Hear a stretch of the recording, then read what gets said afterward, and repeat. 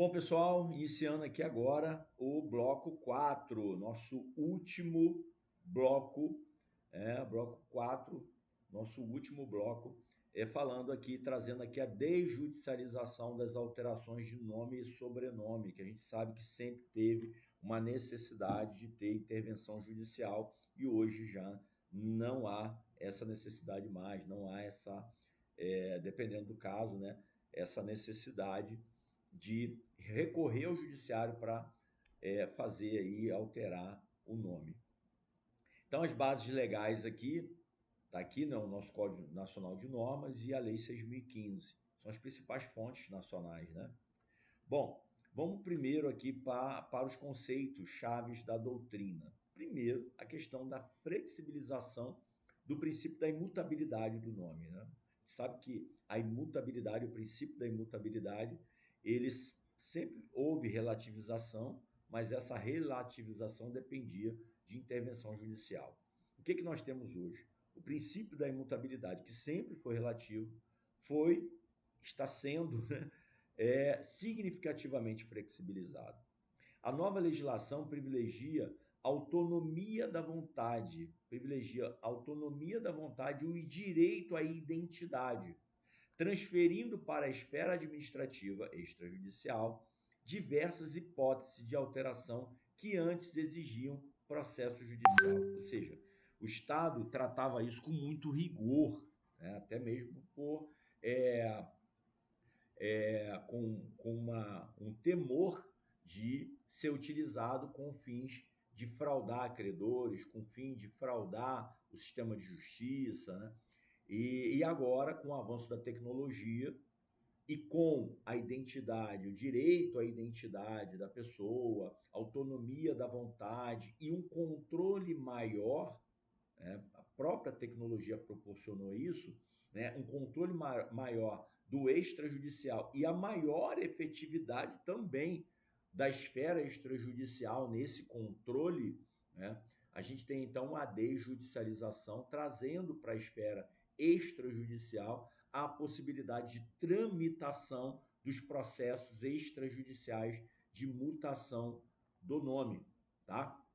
Então, a desjudicialização ou a extrajudicialização é o principal vetor dessas mudanças, né? A segurança jurídica trazida pela atividade notarial registral está proporcionando cada vez mais que o legislador e o próprio judiciário atuem trazendo mais atribuições e responsabilidades para essa atividade notarial registral. O objetivo aqui desafogar o judiciário e tornar o exercício de direitos mais céleres e acessível para o cidadão, diretamente no registro civil. Sistema multiportas, né, gente? Sistema de justiça multiportas no Brasil, bem presente aqui, com maior acessibilidade à justiça, a um sistema justo de justiça e de forma capilarizada. Por quê? O registro civil está em todos os municípios desse país, ok?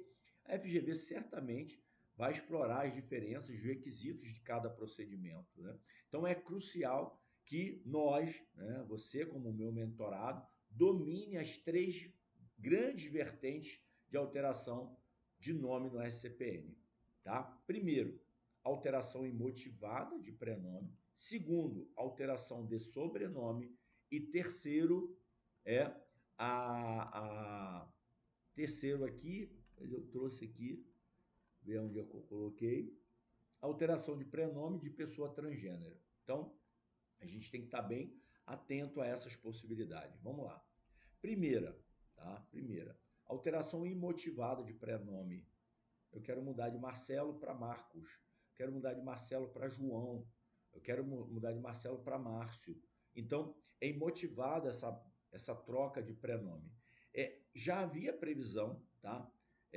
Lá na Lei de Registros Públicos, para quem completasse 18 anos, ele então poderia, no primeiro ano, fazer essa alteração. Mas vamos lá. Quem é que pode, olhando hoje, quem pode fazer essa alteração imotivada de prenome? Qualquer pessoa maior de 18 anos completos. Quantas vezes? Na esfera extrajudicial, apenas uma única vez, na via extrajudicial. Precisa de motivo? Não. A alteração é imotivada, ok? Então vamos guardar isso, ok? Procedimento. Procedimento. Requerimento pessoal e assinado perante o oficial de registro civil. Então, o próprio oficial de registro civil é que vai deferir ou não a alteração do nome. O procedimento pode ser feito em qualquer RCPN do país, que encaminhará o pedido via CRC, Central de Registro Civil, para o cartório do Registro Civil original. Então, perceba, você pode ingressar com o pedido em qualquer RCPN. Você pode ingressar com o pedido em qualquer RCPN. Mas, através da central, vai ser enviada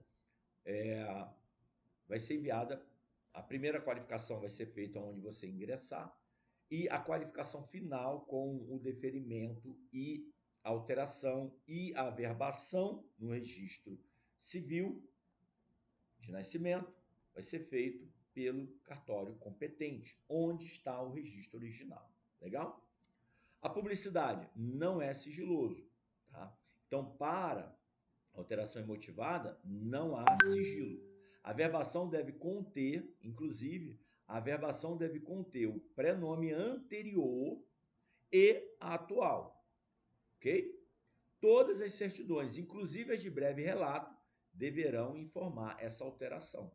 Então, para quem alterar de forma imotivada, sem justificativa, o prenome, vai estar lá constando que foi alterado de Marcos para José, de Marcos para João, ok?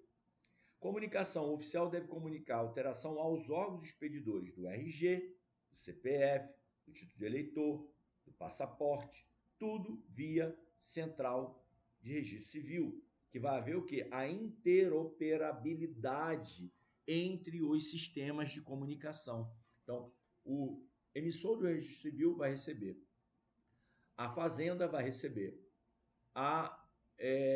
o Tribunal Superior Eleitoral vai receber, a Polícia Federal vai receber passaporte. Legal? Todos, então, serão informados da alteração. Legal? Beleza? Vamos agora para a alteração de sobrenome.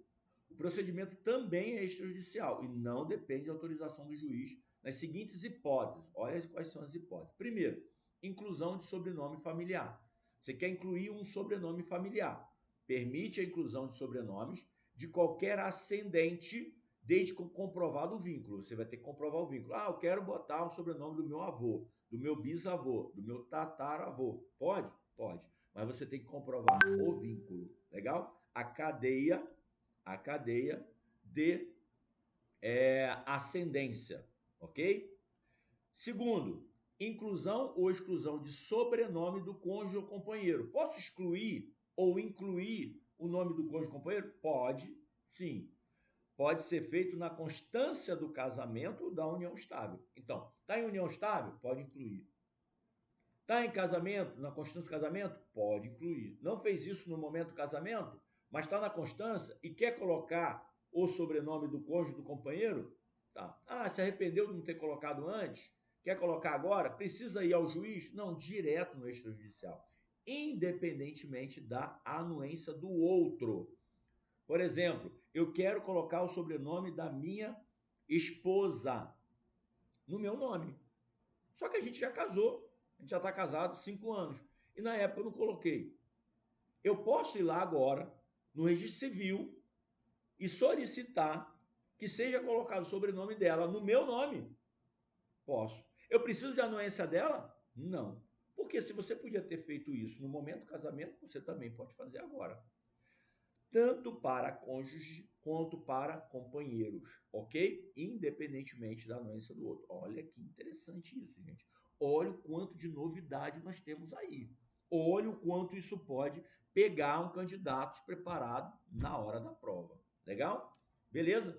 Então, ó, isso aí a gente está falando de alteração de sobrenome. Guarda isso. E vamos para a lógica do sistema. Você olha lá atrás, podia. Posso agora? Estou na constância do casamento? Estou na constância da união estável? Posso? Eu não podia ter feito no momento do casamento? Podia. Posso agora? Posso. Preciso da autorização do outro? Não. Eu precisaria da autorização do outro lá para colocar o nome dele? Não. Direito subjetivo. Tá? Então guarda isso, é um direito subjetivo. Coloca aqui, ó. Direito subjetivo. Tá? Do outro cônjuge. Do cônjuge. Ou cônjuge ou companheiro. / companheiro. Legal? Guarda isso. Beleza? Tranquilo? Vamos lá. Exclusão de sobrenome do ex-cônjuge. Opa, agora é ex. Ex-cônjuge, ex-companheiro. Opa, ex-cônjuge, ex-companheiro, posso excluir? Posso. Após o fim da sociedade conjugal, divórcio, viuvez, a pessoa pode requerer exclusão de sobrenome a qualquer tempo? Pode. Legal? Pode. Então guarda isso. Do mesmo jeito que eu coloquei, não preciso da anuência do outro durante a constância. Eu também, se quero excluir, eu também posso excluir se não há mais o vínculo após o término. Beleza? Entendo aqui, né, que tanto para o cônjuge quanto para o companheiro, depois que não houver mais essa relação entre os dois. Ok? Beleza? Agora vamos para a inclusão do sobrenome do padrasto ou da madrasta. É possível incluir o sobrenome do padrasto ou da madrasta? Gente, a gente está falando aqui de inclusão. A gente não está falando nem aqui de reconhecimento ou do registro da paternidade socioafetiva. Não estamos falando disso, estamos falando só da inclusão. Eu quero só incluir o sobrenome do padrasto ou da madrasta. Inclusão do sobrenome do padrasto ou da madrasta exige motivo justificável. Nesse caso aqui, exige motivo justificável, ok? Beleza? Ó, motivo justificável. Que se presume pela afetividade. Se presume pela afetividade, é uma justificativa plausível, o que vai acontecer? Depende, então, de consentimento expresso dos pais e do padrasto, madrasta, que está se utilizando o nome. Então, os pais vão ter que autorizar e o padrasto ou a madrasta que está cedendo ou está sendo utilizados o sobrenome deles vai ter que estar autorizando, consentimento expresso. E a comprovação do vínculo matrimonial ou de união estável entre o genitor e o padrasto ou madrasta. Ah, eu quero botar o sobrenome do meu padrasto no meu nome. Primeira coisa, é possível? É. Mas eu tenho que ter o consentimento expresso dos meus pais têm que autorizar expressamente, e o padrasto também tem que autorizar. Além disso, tenho que mostrar o vínculo matrimonial ou vínculo de união estável entre o meu padrasto e a minha mãe. Legal? Guarda isso, gente. Olha quanta coisa nova e que pode ser objeto de pegadinha, tá bom? Esse é o nosso quarto bloco. Você vê a quantidade de hora que nós já estamos aqui. Legal? Beleza? Tranquilo. Agora, um comparativo crucial aqui, que é da alteração de prenome de pessoa transgênero com alteração de prenome comum. Aqui tem uma grande diferença, tá? Aqui tem uma grande diferença. Você vai ver que é diferente a questão ali de alteração de prenome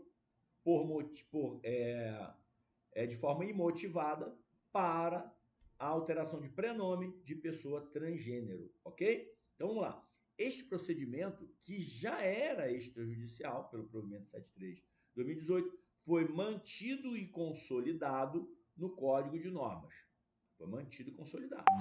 A FGV pode cobrar a diferença fundamental entre este e a alteração imotivada. Legal? Então vamos para a diferença fundamental. Você viu que lá a gente vai ter a questão do sigilo, mas vamos lá, devagar. Sigilo. Primeira coisa, aqui na pessoa transgênero tem sigilo, lá no outro não. Lá no outro, qualquer certidão vai sair a informação de que houve alteração, vai estar consignado o nome anterior e o nome atual. Vai estar consignado os dois lá na certidão da alteração imotivada. Vai estar lá que o meu nome era João, que agora é José. Vai estar lá. Aqui não. Aqui a alteração de prenome e gênero da pessoa transgênero é sigilosa.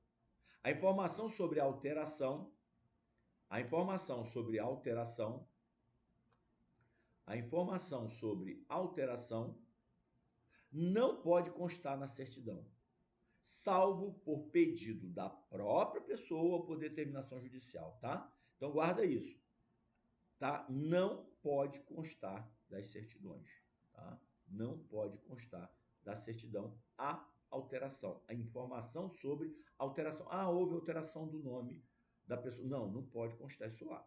Salvo se for pedido uma certidão de inteiro teor, por exemplo, pedido pela própria pessoa ou uma certidão por determinação judicial requerendo essa informação.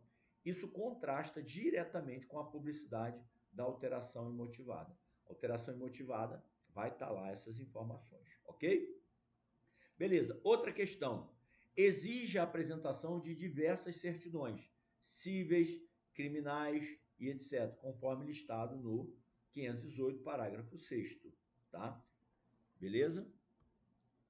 O que também difere da alteração imotivada. A alteração pode ser desconstituída na via administrativa, mas com autorização do juiz corregedor permanente. Legal? Beleza? Então, isso aqui já foi falado lá na ADI 4275, tá? O fundamento do direito da pessoa transgênero à alteração do nome e gênero diretamente no registro civil, independentemente. Isso aqui é importante guardar porque isso aqui é jurisprudência e pode ser cobrado, por mais que já esteja massificado no ordenamento jurídico. Já é velho isso aqui, né? Mas vamos lá, vamos bater de novo, tá? Fundamentos do direito da pessoa transgênero à alteração do nome e gênero diretamente no SCPN, independentemente da cirurgia de redesignação sexual. Esta jurisprudência deu origem ao provimento 73 de 2018 e às novas e atuais do Código Nacional de Normas. Tá? Então, vamos aqui analisar alguns casos. Vamos imaginar que Carlos alterou extrajudicialmente seu nome de Carlos para Enzo aos 20 anos de idade. Aos 30, ele se arrepende e quer voltar a se chamar Carlos. Ele pode fazer isso diretamente no cartório? Não. Por que não, gente? Porque a alteração extrajudicial é apenas uma vez. Se você quer mudar novamente, quer fazer uma segunda alteração, pode? Pode. Mas ela não poderá ser no extrajudicial. Ela vai ter que ser no judiciário com justificativa, tá?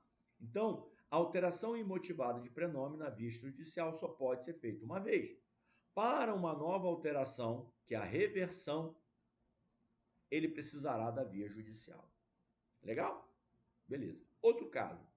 Maria, de 16 anos, deseja incluir o sobrenome de seu padrasto com quem convive desde os 5 anos. O que é necessário? Primeiro, pode? Pode. Segundo, o que é necessário? Por ser menor, o requerimento deve ser feito por seus pais. Então tem que ter o representante legal dela. Legal? É necessário o consentimento da mãe, do pai e do padrasto. Ou seja, todos vão ter que consentir. Legal? Como Maria é maior de 16, seu consentimento também é necessário. Ela quer, mas não é ela que requer. Como não é ela que requer, ela tem que aparecer o quê? No procedimento anuindo, tá? Consentindo também, porque ela tem mais de 12 anos, ok? O oficial deve ainda verificar a comprovação do casamento ou da união estável entre a mãe dela e o padrasto. Legal? Beleza até aí? Guarda isso, gente, porque isso aqui, além de poder cair na primeira fase, também pode ser objeto de prova discursiva e prova oral, tá? Bom, uma diferença-chave que você tem que guardar aqui, né? E a gente vai aproveitar para fazer aqui em termos de questionamento, né? E a resposta já está aqui embaixo. Qual a principal diferença entre a certidão de nascimento de uma pessoa que alterou o prenome de forma imotivada e a de uma pessoa transgênero, que também alterou o prenome. Duas pessoas, uma transgênero e uma outra pessoa que não é transgênero, que alterou de forma imotivada o seu nome e essa pessoa transgênero que mudou também alterou o prenome. Qual a diferença registral para essas duas pessoas? Vamos lá. Na primeira, a certidão, mesmo a de breve relato, vai informar o quê? Expressamente que houve alteração.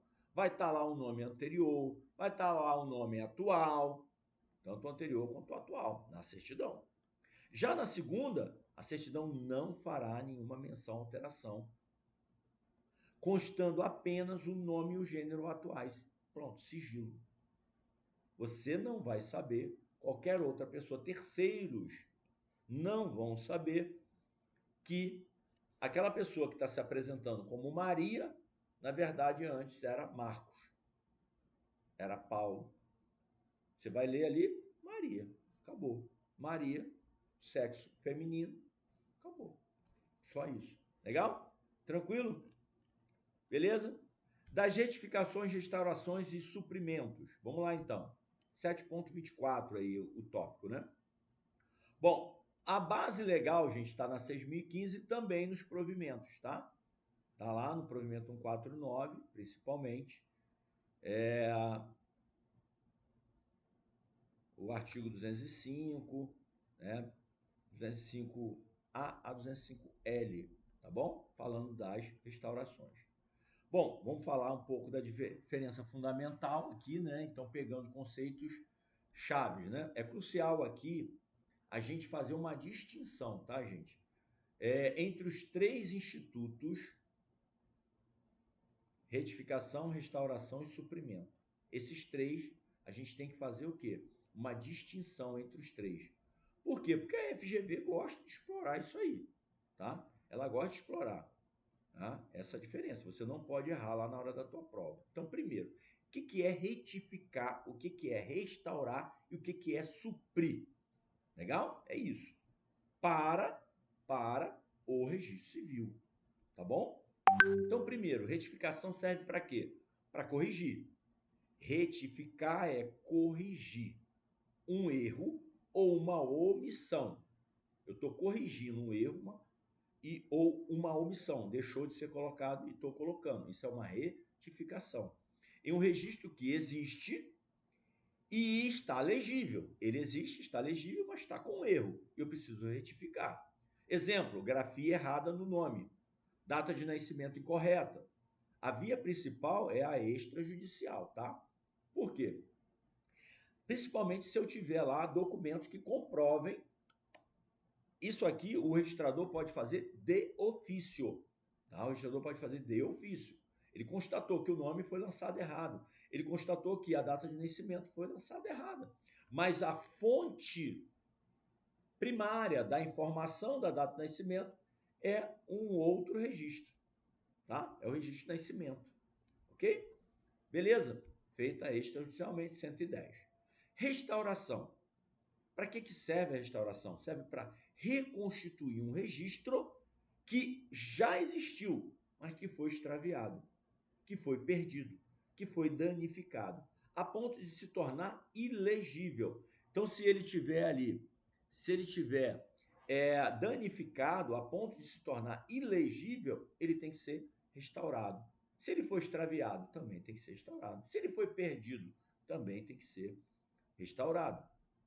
Então, um exemplo, a folha do livro, de um dos livros, onde constava o registro, mas ela foi rasgada, ela foi manchada, tá? Ela foi extraviada, beleza? Ela foi perdida. E aí tem que ser restaurada. Tal como pode ser o próprio livro inteiro, tal como pode ser o livro inteiro, uma parte do livro, beleza? Suprimento. O que é suprimento? Serve para criar um registro que nunca foi lavrado. Apesar de que deveria ter sido, né, deveria ter sido, né, registrado a um suprimento total, ou para completar um registro existente com dados obrigatórios que faltaram, suprimento parcial. Então você tem o suprimento total ou parcial, um registro que deveria ter existido, mas não existe, mas deveria, suprimento total. E ou completar um que já é existente, mas que está faltando dados obrigatórios. Por exemplo, foi emitida uma certidão de nascimento, mas o oficial, por engano, nunca transcreveu o ato para o livro. Ele até emitiu a certidão, mas não fez a transcrição. Né? Não sei como fez isso, né? Porque para emitir a certidão, ele tem que ter primeiro registrado, né? Mas, vamos lá, foi emitida uma certidão, mas não foi feito o registro, ok? Então, suprimento.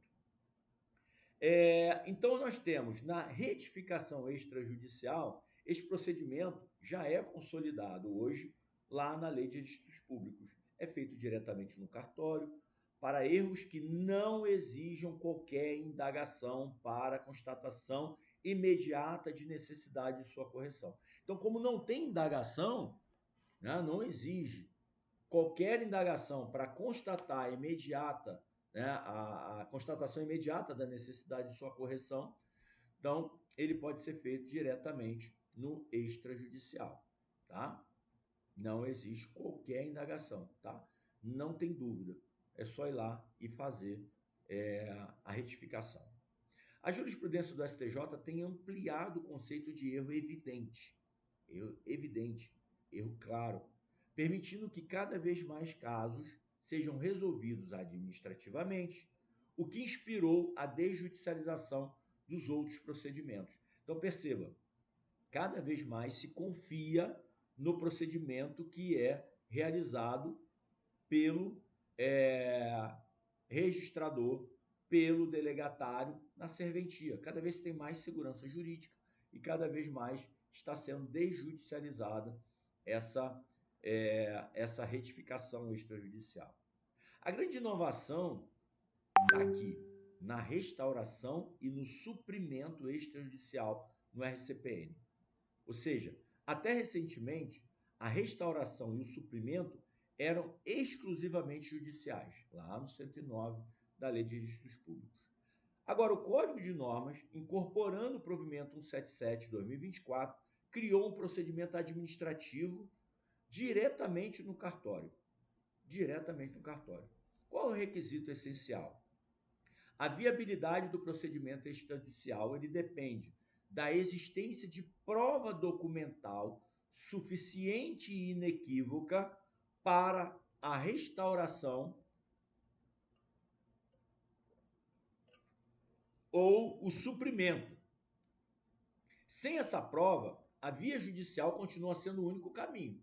Mas se tem prova documental suficiente e inequívoca daqueles registros que podem ser restaurados ou supridos, né, pode ser feito pela via extrajudicial. Então, a palavra-chave é prova documental suficiente e inequívoca.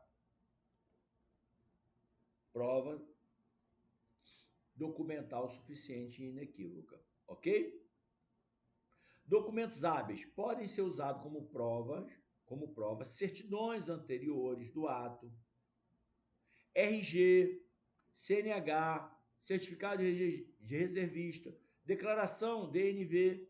Então, assim, vários documentos podem ser o quê? Prova documental suficiente e inequívoca para se instruir uma restauração e um suprimento extrajudicialmente no RCPN, sem haver necessidade da via judicial. Legal? E qual seria o procedimento? Requerimento do interessado, ou mesmo de ofício pelo oficial, ao RCPN competente. Tá? Apresentação das provas documentais, análise e decisão fundamentada do oficial até 10 dias úteis, tá? Então, análise e decisão fundamentada do oficial em até 10 dias úteis. Então, ele vai montar um processo extrajudicial e ele tem aí até 10 dias úteis para poder decidir fundamentadamente. Em caso de recusa, o interessado pode requerer a suscitação de dúvida. Digamos que o oficial recuse fazer a restauração ou suprimento que foi requerido. O interessado pode suscitar dúvida, pode solicitar a suscitação de dúvida ao registrador para que ele então suscite dúvida ao juiz, tá? Pode requerer. Legal? Cumulação de pedidos. É possível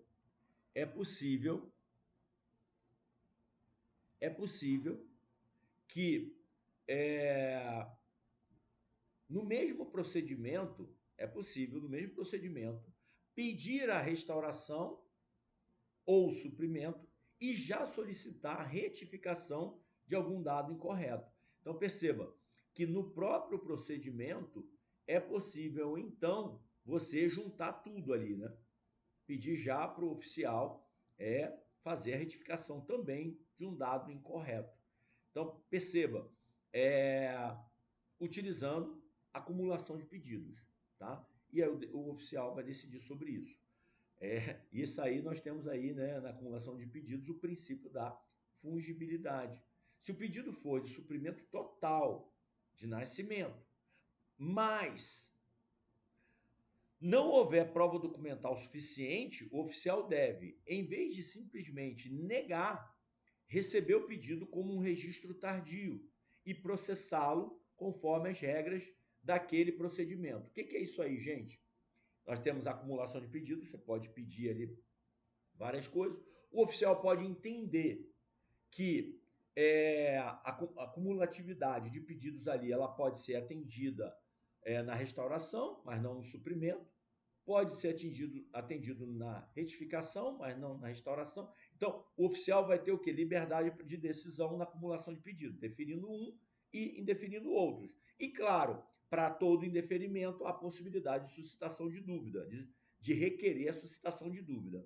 Agora, o oficial também pode utilizar-se do princípio da fungibilidade, entender que diante daqueles pedidos não cabe, há um indeferimento, mas que pode ser acatado um outro ato ou um outro pedido que não foi feito, mas ele pode fazer a convolução ou a conversão desse pedido em um outro ato. Tá? É a fungibilidade, o princípio da fungibilidade aí, podendo então negar uma coisa, né, e indeferir algo, mas já aproveitar aquele pedido para a prática de um outro ato. Claro, gente, que em todas as hipóteses aqui pode haver a impugnação do interessado, a impugnação do requerente. Ele pode não concordar e ele requerer a suscitação de dúvida que encaminhará o procedimento para, então, o juiz corregedor permanente, tá? Mas percebam, o registrador oficial, ele tem aqui a liberdade, né, de entender de forma jurídica qual é o ato a ser praticado, definindo, indefinindo e até mesmo convertendo o pedido em um outro pedido, ao invés de simplesmente negar. Ele pode então receber como a fungibilidade ali, como um outro pedido para aproveitamento do que efetivamente deve ser realizado. Legal? Mas não concordando o interessado, pode requerer a citação de dúvida. Então, o STJ tem entendimento consolidado de que a ação de retificação de registro civil tem natureza de jurisdição voluntária e não faz coisa julgada material, podendo ser rediscutida se surgirem novas provas. Isso, nós estamos falando de jurisdição voluntária. Isso no âmbito judicial. Percebeu? Agora, no âmbito extrajudicial, fica mais evidente ainda e mais claro que a coisa pode ser rediscutida judicialmente, tá? Além disso, a Corte Superior tem flexibilizado a interpretação do artigo 110 para permitir a via extrajudicial em um número maior de casos, tá? Um ponto aqui que a gente deve ter atenção é a questão de que a restauração de assento de óbito pela via administrativa, mesmo que haja prova documental inequívoca, depende de prévia e específica autorização do juiz competente.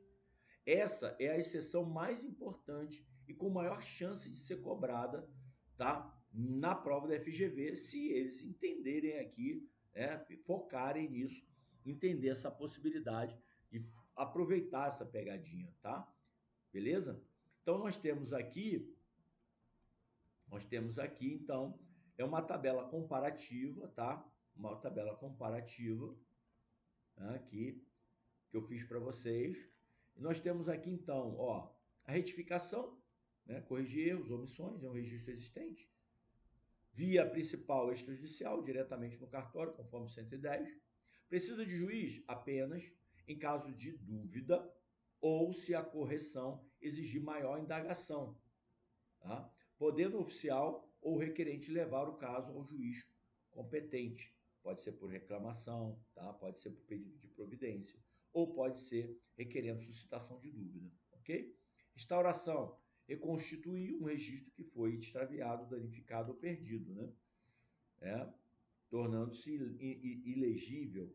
Pode fazer pela extrajudicial? Sim, via extrajudicial é a via principal, tá? Judicial não, como regra. Exceção é obrigatória a autorização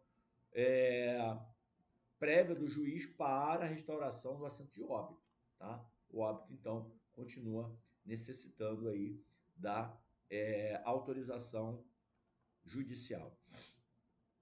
Suprimento, criar então um registro que não foi lavrado ou completar um registro com dados faltantes, ok?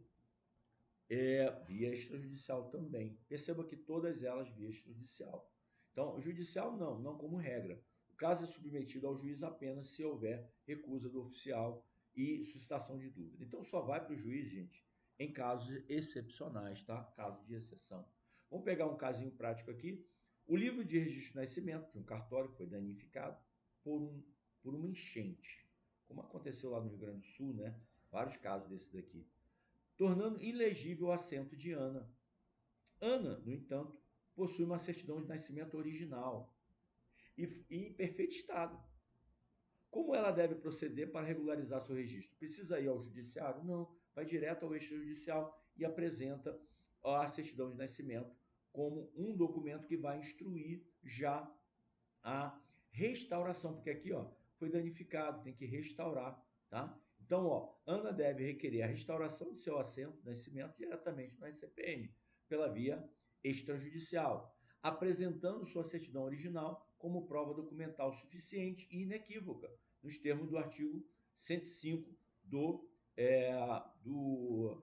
Código de Normas. Não há necessidade de autorização judicial, pois não se trata de um registro de óbito, ok, gente? Beleza? Não se trata aí do registro de óbito. Então,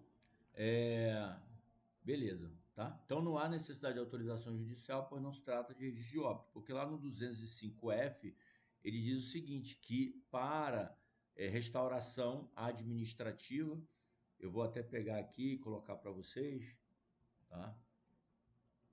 Vou colocar aqui embaixo, ó, o 205F lá do Código de Normas, tá? Ele traz isso, ok? Ou seja, no caso de objeto da restauração administrativa, seu assento de óbito aqui, tá? Uma atenção aqui para não ficou ruim aqui, né? Eu vou botar azul.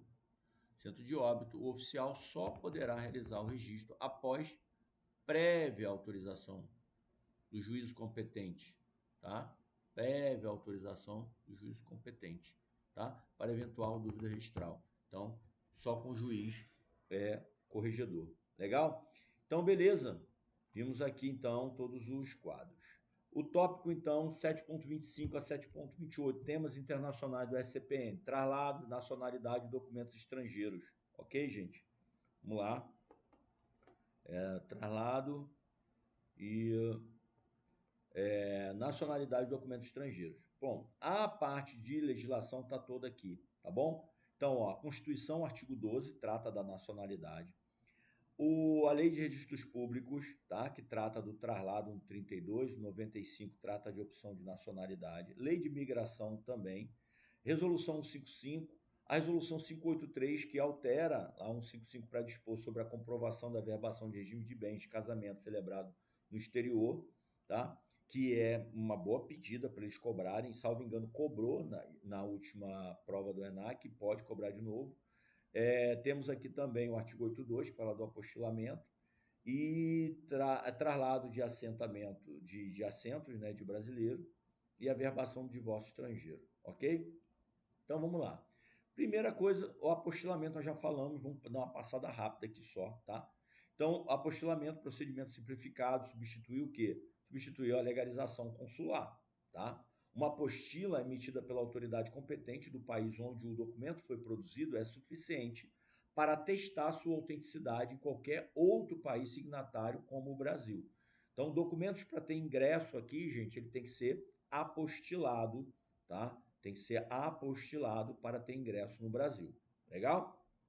De países signatários. Além do traslado, e o que é o traslado, né? O traslado é a transcrição nos livros do RCPN brasileiro. Dependendo do que seja, tem que ser feita a trasladação, ok? Tem que ser feito o traslado. Geralmente, o primeiro ofício do domicílio da pessoa ou o primeiro ofício do Distrito Federal, de um assento de nascimento, casamento, óbito, tá? De brasileiro ocorrido no exterior. Seja o assento lavrado por autoridade consular brasileira ou por autoridade estrangeira. A diferença é que no caso da autoridade consular brasileira, ele vai direto, vai ser feito o traslado direto no livro E, tá? Direto no livro E. No caso de autoridade estrangeira, tem que fazer o apostilamento, ou seja, se houver apostilamento, tem que regularizar, né? Então, ou apostilamento ou consularizar, tá? Para poder ter ingresso e ter a tradução. Tem que ter a tradução também. Legal? Opções de nacionalidade. Procedimento judicial perante a Justiça Federal, pelo qual o filho de brasileiro nascido no exterior e não registrado em repartição consular confirma seu desejo de ser brasileiro nato. A sentença é, então, inscrita no livro E do RCPN. Legal? Beleza? Tranquilo? Opção de nacionalidade. Formalidade de documentos estrangeiros. Apostilamento.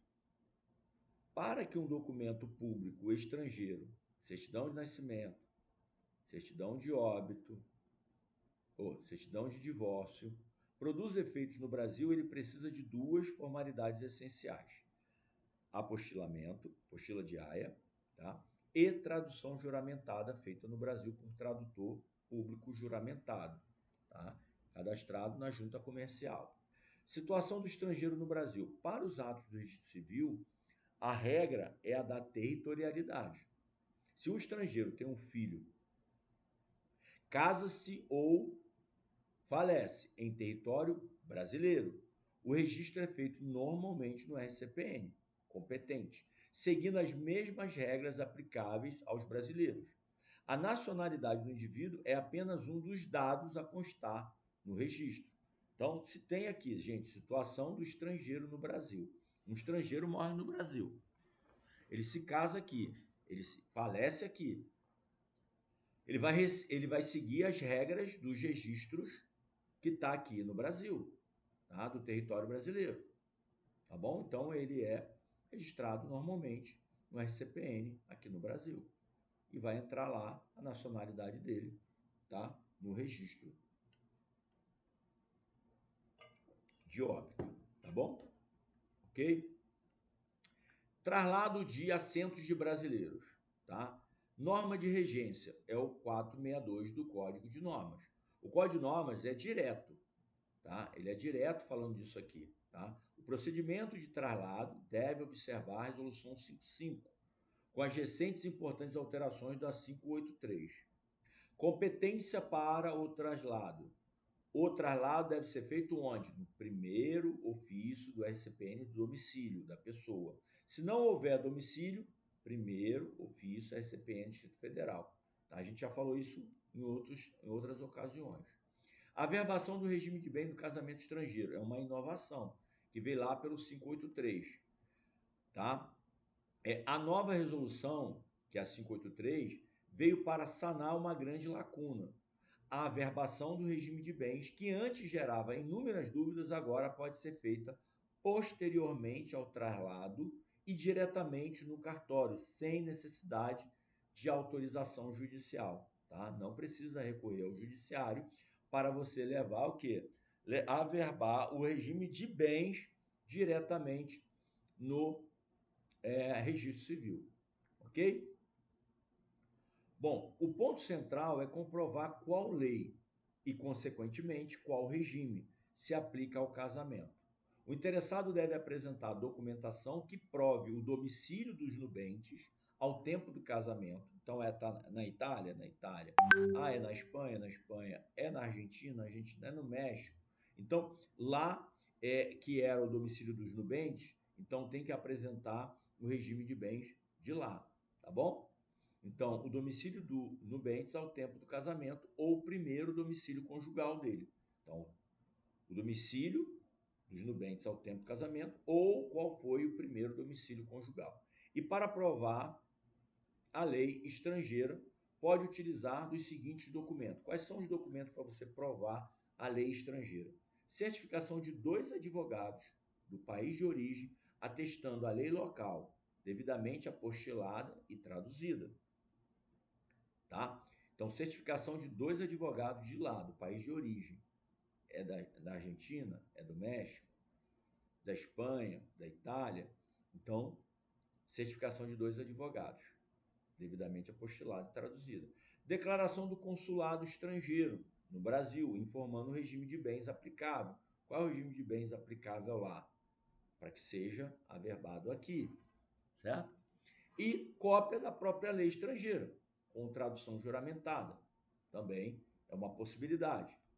A declaração do consulado brasileiro no país de origem, especificando o regime local. Também é possível. Suprimento da omissão. Houve uma omissão ou há uma omissão. Aplica-se a lei brasileira. Se a lei aplicável for a brasileira, mas a certidão estrangeira for omissa, o oficial poderá, a requerimento, averbar o regime da comunhão parcial de bens, ou, se houver causa suspensiva, o da separação obrigatória, após análise da documentação pertinente. Gente, há uma omissão, não há lá o regime de bens.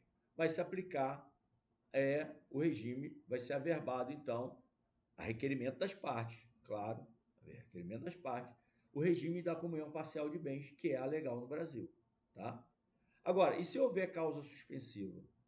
Se houver causa suspensiva, então será o da separação obrigatória de bens, tá? Após análise da documentação, beleza? Mas tudo é feito no extrajudicial, ok? Inscrição da opção de nacionalidade. Esse procedimento não está detalhado lá no Código de Normas, sendo regido, então, pela Constituição e pela Lei de Registros Públicos. Qual é o fluxo disso, né? Como é que é o fluxograma? A pessoa, a qualquer tempo, pode, pode, após atingida a maioridade, ajuizar a ação de opção de nacionalidade na Justiça Federal. Legal? Com a sentença favorável, o mandado, então, judicial é levado aonde? No RCPN, primeiro ofício do RCPN, domicílio, para inscrição no livro E. Tá? Após a inscrição, a informação é anotada no traslado do registro de nascimento. Ok? Da opção dela de nacionalidade. Averbação direta do divórcio estrangeiro. Grande inovação, tá, gente? Uma sentença estrangeira de divórcio consensual é simples ou pura, tá? Então, a sentença estrangeira de divórcio consensual, simples ou pura, ela pode ser averbada diretamente no cartório onde o casamento está registrado, sem a necessidade de prévia homologação do STJ. Então, não há necessidade de homologação do STJ, tá? Para o quê? Um divórcio que foi feito no estrangeiro, de forma consensual, simples ou pura, ou seja, não tem ali discussão patrimonial e tudo mais, foi só o divórcio, ela pode então ingressar diretamente no cartório, tá? Onde está registrado o casamento, fazendo ali a averbação, tá? Do divórcio, né? Sem necessidade de haver uma homologação aí pelo STJ. Ok? Beleza? O que é divórcio consensual simples? Só para esclarecer, aquele que trata exclusivamente da dissolução do vínculo matrimonial, sem dispor sobre guarda de filhos, alimentos, partilha de bens. Tem nada disso, tá? Se a sentença tratar desses outros temas, que aí é um divórcio qualificado e não mais um divórcio simples, a homologação prévia no STJ continua sendo obrigatória. Então guarde isso. Se ela é um divórcio puro e simples, não discute bens, não discute guarda de filhos, alimentos, nada disso. Ela então ingressa direto no registro do RCPN, tá? Agora, se é um divórcio qualificado, que tem essas discussões, tem que ter, continua tendo aí a necessidade da homologação prévia do STJ, porque a gente precisa de homologação do judiciário, e aí passa, como é uma sentença estrangeira, como é uma decisão estrangeira, ela vai ter que passar pelo judiciário, vai ter que passar pelo STJ, tá? Requisitos para averbação direta. O interessado, então, deve apresentar a cópia integral da sentença, a prova do trânsito em julgado do divórcio, a tradução juramentada e o apostilamento, ok? Beleza? E aí ingressa direto no RCPN. O STJ possui jurisprudência consolidada sobre os limites da averbação direta de divórcio estrangeiro, interpretando de forma restritiva o que se enquadra como divórcio consensual simples. Divórcio consensual simples é isso. Só o divórcio, mais nada. Não pode ter nenhuma decisão fora disso. Só do direito subjetivo de um dos nubentes se divorciar e aí a decisão final. Qualquer disposição de caráter decisório sobre temas além do fim do casamento geralmente exige a homologação, tá? Então vamos para um caso aqui prático, tá? Tratando aí de um brasileiro e uma francesa, brasileira e francesa, casaram-se na França, estabelecendo lá seu primeiro domicílio. Opa, lá é o primeiro domicílio. Casou lá e lá, seu primeiro domicílio. Certidão de casamento francesa omissa, a certidão de casamento francesa omissa quanto ao regime de bens, foi devidamente trasladada para o Brasil. Agora, desejam averbar o regime de bens para adquirir um imóvel. O que devem fazer? Eles devem requerer a averbação diretamente ao oficial do RCPN, onde o casamento foi trasladado. Para comprovar esse regime legal francês, eles devem, por exemplo, apresentar uma declaração do consulado da França no Brasil, informando qual é o regime legal de bens aplicável a casamentos sem pacto antinupcial naquele país. Não teve pacto antinupcial lá, né? Como foi dito ali, né?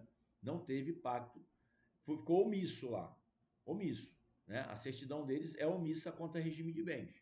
Se é omisso quanto a regime de bens, é o legal, tá? É o legal aplicável lá. E aí tem que provar o que, como é, qual é o regime, como é que é esse regime legal lá.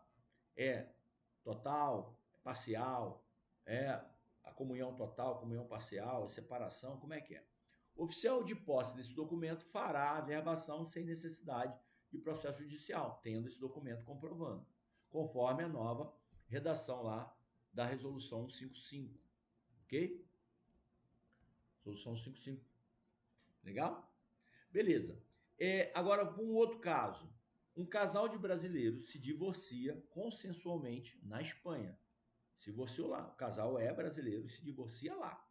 A sentença, além de decretar o divórcio, além de decretar o divórcio, fixa a guarda compartilhada do filho menor.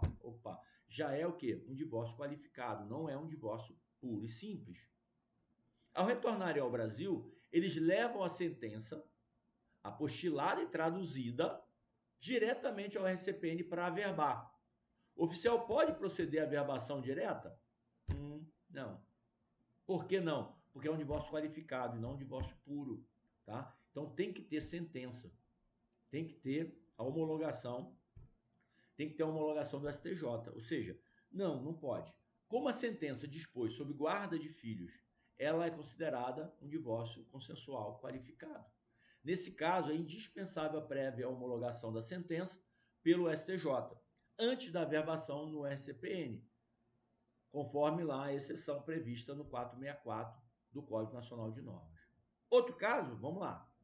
João, filho de mãe brasileira, nasceu nos Estados Unidos em 2000 e foi registrado apenas perante as autoridades americanas. Aí pegou, né? Aí pegou.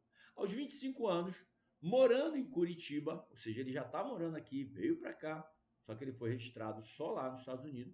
Ele deseja ser brasileiro nato, porque na verdade ele tem a nacionalidade americana, norte-americana, né? E ele agora deseja ser brasileiro nato. Qual é o procedimento? João deve ajuizar uma ação de opção de nacionalidade perante a Justiça Federal. Com a sentença procedente, ele levará o mandado judicial ao primeiro ofício de RCPN de onde? Curitiba, porque ele está morando lá, seu domicílio, que inscreverá a opção no livro e fará a devida anotação do traslado, devida anotação no traslado que foi feito do registro civil de nascimento dele, que ele também precisará providenciar. Ou seja, ele também tem que fazer o traslado para o registro de nascimento. E lá ele vai averbar, então, depois vai ser averbada vai ser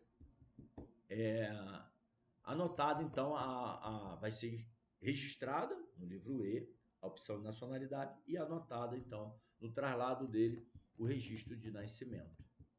No seu registro de nascimento, essa opção, né? Ou seja, a sentença que agora o considera brasileiro nato por sua opção. Legal? Tranquilo? Beleza? Temos aqui também agora registros e averbações diversas: emancipação, ausência, interdição, poder familiar e outras coisitas mais. Vejam aí, gente, ó, a gente está no quarto bloco, já tem aí 1 hora já de quarto bloco, para você ver que é muita informação. E o bom de estar gravado é que você pode acelerar essa aula aí para vocês, de forma acelerada, vai muito mais rápido e você consegue rever todo o conteúdo, que eu estou batendo todos os tópicos aqui do edital. Legal? Então, ó, a base legal está aqui, CER 1015 e também o Código Civil. Acompanhe aí com o caderno de vocês na mão, tá? Então, a maioria desses atos representa a inscrição de uma decisão judicial que altera a capacidade civil de uma pessoa ou de seu estado familiar. A regra geral é a sentença judicial e o título hábil para o ato do registro civil. Então, o livro E, gente, ele é o quê? Ele é um arcabouço de vários atos que são praticados e levados para o livro E. Ele não é um livro subsidiário, é um livro próprio do primeiro ofício de registro civil das pessoas naturais de um determinado município. Então, há atos registrados no livro E, primeiro ofício do domicílio. Emancipação. Seja a emancipação voluntária, outorgada pelos pais por instrumento público, seja judicial, por sentença, a emancipação deve ser registrada no livro E para produzir efeitos perante terceiros. O procedimento é de jurisdição voluntária. Desculpa, aqui a gente está falando, eu pensei que estava em interdição já. Aqui a gente está falando de emancipação. Então, pode-se falar aqui até através de sentença, né? Se for o caso, né? De sentença judicial. Se for sentença judicial, se for voluntário, tem que ir para o livro B, o livro E, para fazer a produção de efeitos perante terceiros, tá bom? E aqui também é por jurisdição voluntária, tá? É jurisdição voluntária se for judicialmente falando, tá? Interdição. A sentença que decreta a interdição, seja essa interdição absoluta ou relativa, e também nomeia o curador, é registrada no livro E. E ela é registrada no livro E com tudo isso, é registrada lá. É um procedimento de jurisdição voluntária, feita judicialmente, tá? A interdição. Lá o juiz, então, decreta por sentença, e essa sentença é registrada no livro E, e lá no livro E, ela é transcrito lá, inclusive, todos os poderes que é dada aí ao curador para que produza efeito erga omnes, né? Então, produção de efeitos jurídicos contra terceiros. Legal? Por isso que tem aquela certidão de interdição e tutelas que você tem que apresentar na prática de determinados atos para ver se você não foi objeto de interdição. Ausência. A sentença que declara ausência, lembra lá da questão da ausência, né? Que ela pode resultar ou não na, é, na sucessão definitiva e aí na morte presumida por ausência. A sentença que declara ausência e nomeia um curador também, ela é registrada no livro E, bem como a que determina a sucessão provisória e também a sucessão definitiva, todas elas são registradas no livro E, tá? Anotação obrigatória. Após o registro no livro E, o oficial deve anotar a ocorrência. Deve anotar a ocorrência. Emancipação, interdição, ausência nos respectivos assentos de nascimento e casamento da pessoa. Essa anotação é a publicidade reflexa do ato. Então, por exemplo, houve lá o registro no livro E da emancipação, ele também vai ser anotado na certidão de nascimento. Ok? Houve uma interdição. Essa interdição é anotada no registro de nascimento e no registro de casamento, se a pessoa for casada. Ausência, mesma coisa. Registra a ausência no livro e também anota no livro de nascimento de casamento a ausência. Legal? Isso é chamada de publicidade reflexa. É a amarração do registro civil. Legal? Atos de averbação diretamente no assento de nascimento ou casamento. Bom, o que eu averbo diretamente no nascimento e no casamento? Gente, alterações do poder familiar. Está lá no tópico 7.23 do concurso, né? Da prova do ENAC, do exame do ENAC. As sentenças judiciais que decretam a suspensão ou a perda de poder familiar são averbadas à margem do registro de nascimento do filho. Então guarda isso, tá? As sentenças judiciais que decretam suspensão ou perda do poder familiar são averbadas à margem do registro de nascimento do filho, tá? É averbada, retirando ou suspendendo o poder familiar dos pais, ok? Da mesma forma, a guarda e tutela, a nomeação de tutor para o menor sem pais, ou a definição da guarda em divórcio, né? Guarda unilateral, em divórcio ou ação autônoma, são averbados no registro de nascimento da criança ou adolescente para dar publicidade à situação, ok? Beleza? Da mesma forma que a curadoria, né? Ali no caso da interdição, com a curatela, na ausência também com curatela, também vai para lá. Mas vai com uma anotação, porque é registrado aqui e anotado lá. Aqui é averbado, porque está mudando. Quando você tem guarda e tutela, você tem a retirada ali, né? Por exemplo, do poder familiar, e está entrando aqui a nomeação de tutor e também do guardião em caso de divórcio ou uma ação autônoma também é averbado lá, porque muda, faz uma mudança ali do estado familiar. alterações de filiação, sentenças de investigação de paternidade, negatória de paternidade, adoção, inclusive a unilateral, que já detalhamos aqui, né? São averbadas diretamente no registro de nascimento.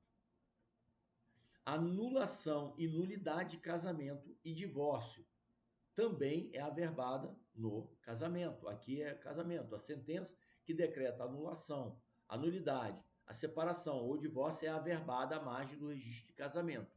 O restabelecimento da sociedade conjugal também é averbada, porque imagina que há um restabelecimento da sociedade conjugal diante da separação. Separa e depois restabelece a sociedade conjugal. Ela também é averbada. Diante do divórcio, uma vez averbado o divórcio, só o outro casamento, tá? Beleza? Pontos de atenção que a gente tem que ter, diferença entre registro e averbação, tá, gente? Toma cuidado com isso. A FGV pode testar conhecimento técnico disso. O que é registro? Registro no livro E. Para atos que instituem um novo estado para a pessoa, interdição, ausência.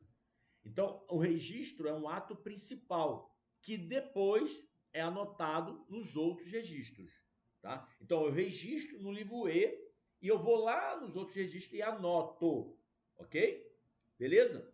Agora, aqui onde eu registrei a interdição, onde eu registrei a ausência, pode ser objeto aqui de averbação? Pode, se houver alteração do estado de interdição, a suspensão, por exemplo, da interdição, o retorno do ausente, pode ser averbado aqui. Então, averbação no assento, para os atos que alteram o estado já existente.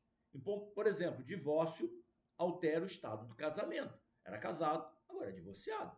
A perda do poder familiar altera a relação de filiação, tá? Beleza? Houve a perda do poder familiar. Então, um outro caso aqui, uma sentença judicial decreta a interdição. Sentença judicial decreta a interdição de um cidadão e nomeia seu filho como curador, ok? Onde este ato deve ser levado a registro?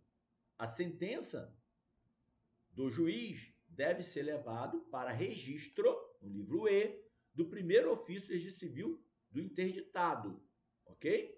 Onde ele é domiciliado, porque é lá que as pessoas vão buscar a certidão no domicílio dele, no primeiro ofício, sobre o estado civil dele, sobre a capacidade civil dele. É lá que vão buscar essa certidão.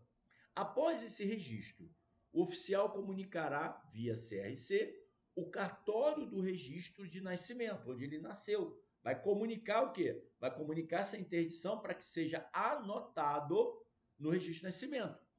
Se houver casamento, se ele for casado, também, para que seja feita a devida anotação à margem dos assentos. Mas digamos que depois vem uma sentença judicial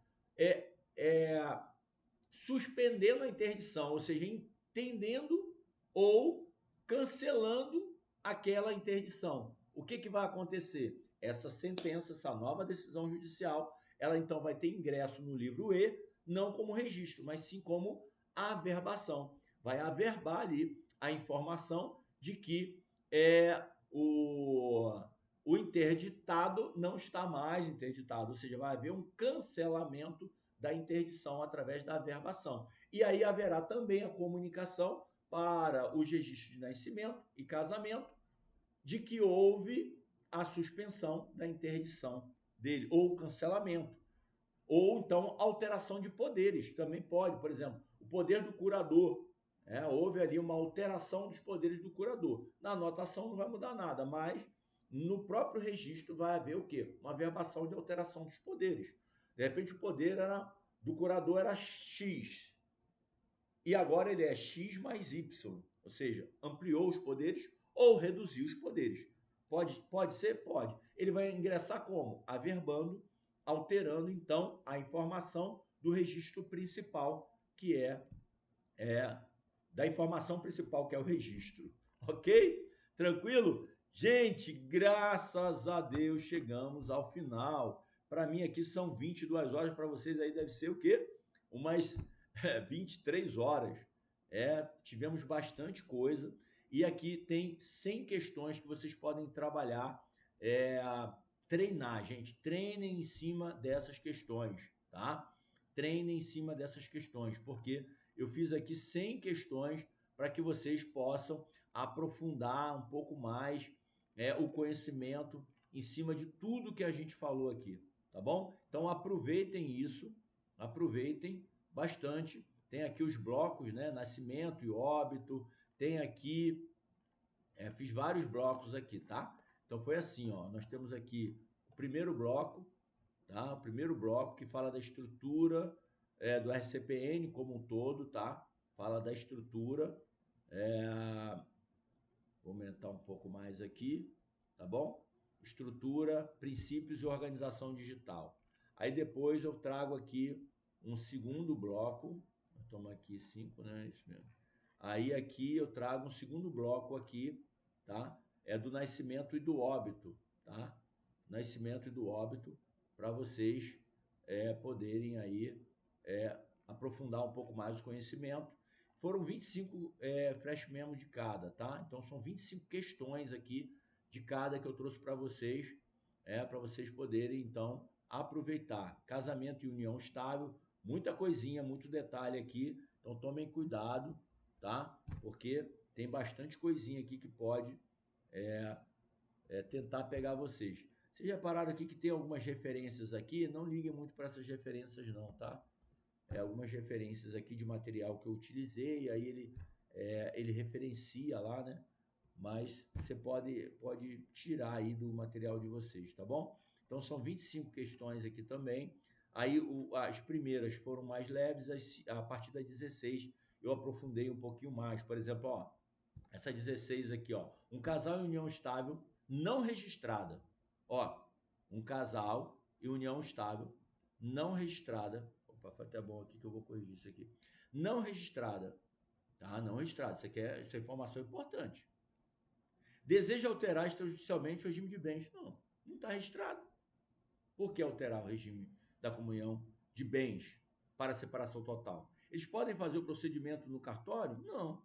A alteração extrajudicial do regime de bens só é possível para uniões estáveis que já estejam previamente registradas no livro E. Eles primeiro precisariam registrar a união estável. Percebeu? Então são detalhezinhos que você vai ter que estar ligado aí, tá bom? Legal? Beleza? Então aqui vai até 25. Aqui mesma coisa, aqui eu já o bloco 4 aqui, eu já trabalho aqui com a questão das alterações no registro, temas especiais e atos internacionais. Legal? Então, gente, ó, tá bem, bastante coisinhas aqui, bastante questões para vocês poderem brincar, tá? Poderem se divertir aí, tirar as dúvidas finais. E ficando dúvida, vocês podem mandar aí para mim, tá bom? Que a gente vai estar buscando sanar. Legal? É isso aí, ó. Tá tudo aqui para vocês. Eu vou postar esse caderno novo aqui, tá, gente? Porque como eu fiz várias alterações nele, eu vou postar ele, vou pedir à equipe para enviar esse caderno aqui, atualizar o caderno lá na plataforma para vocês, tá? Porque aí ele tá com todas essas observações que eu fiz aqui durante a nossa aula, tá bom? Beleza? Ó, vocês vão poder aproveitar. Legal? Bom, gente, eu agora acabei aqui e vou virar a noite preparando o caderno de amanhã, né? Ainda tenho que preparar o caderno de amanhã, vou para casa agora. Estou aqui no cartório ainda. Vou para casa agora, vou comer alguma coisa e vou pegar firme aí até de madrugada, até amanhecer o dia, se preciso for, para entregar o caderno de vocês de amanhã. Legal, gente? Bom, beijo no coração de todos vocês, fiquem com Deus. Gente, e estudem, peguem firme, que eu tenho certeza que no domingo, com esse revisaço agora, no domingo, você vai mandar bem nessa prova, tá bom? Grande beijo no coração.